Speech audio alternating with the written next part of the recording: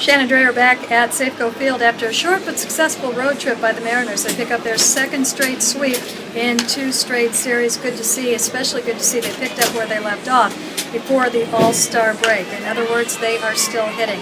Honestly, I can probably look back over all the games I've seen and say that no, I've never seen a 1-hit, 4-run win against a team. I've never seen a guy hit for a cycle and lose a ball game, although I'm sure that's happened.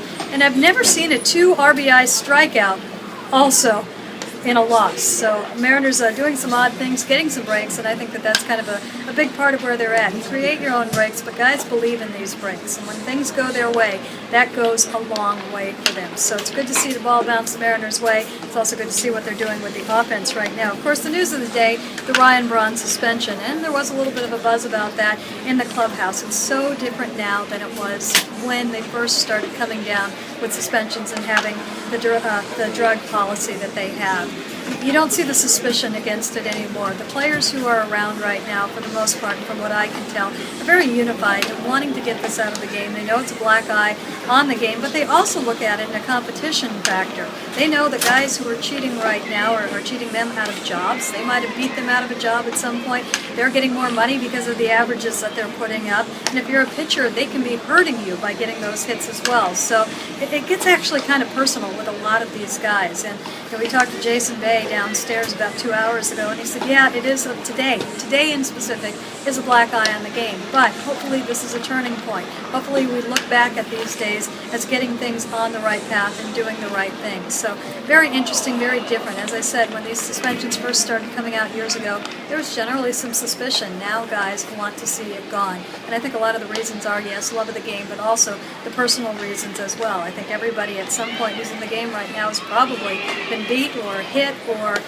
kind of beat out for a position or been compared to a guy who's done things the wrong way, and they don't appreciate that. So very interesting reaction in the clubhouse today, and sadly it's becoming something that's a little bit normal. Hopefully we'll see less and less of it as the years go by. A little bit of news, Michael Morse is in Tacoma on his rehab assignment. He started that today. That is certainly good news. I suspect they'll want to get him up as quick as possible. Erasmo Ramirez is with the team today, not on the roster yet, but he will be making the start tomorrow, so no roster move to be talked about there. And of course, Brad Miller, American League Player of the Week, the first rookie for the Mariners to get that award since Ken Griffey Jr.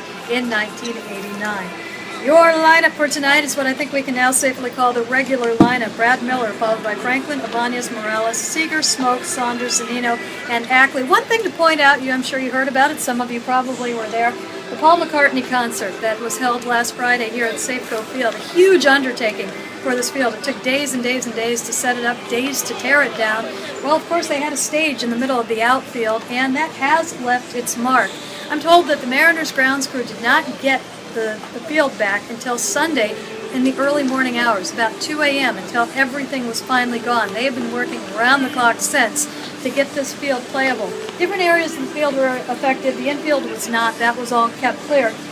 But if you look out right now, you can see the imprint of where the stage was. I'm told they used 5,000 cubic feet of sod to refill some of the areas where the stage had sat, and that there were actually they had some very, very heavy cranes that were used to bring things in and out, and that they drove back and forth, and they actually had to fill that area. I talked to a couple of outfielders, and they said, yeah, you can tell it was there, but it shouldn't take too long to get it back where it was. It doesn't appear to be a safety concern. Looks okay. I'd say there's been a lot of wear, but not a ton of tear. And everybody that I've talked to said that it looks better than a couple of other parks. I believe Washington Nationals Park, they had some real problems with it when they had a concert there earlier this year. So that's it for now. For all the latest breaking news on the Mariners, of course, stay tuned to 710 ESPN Seattle. Follow me on Twitter at Shannon Drayer, and of course on the blog at 710sports.com.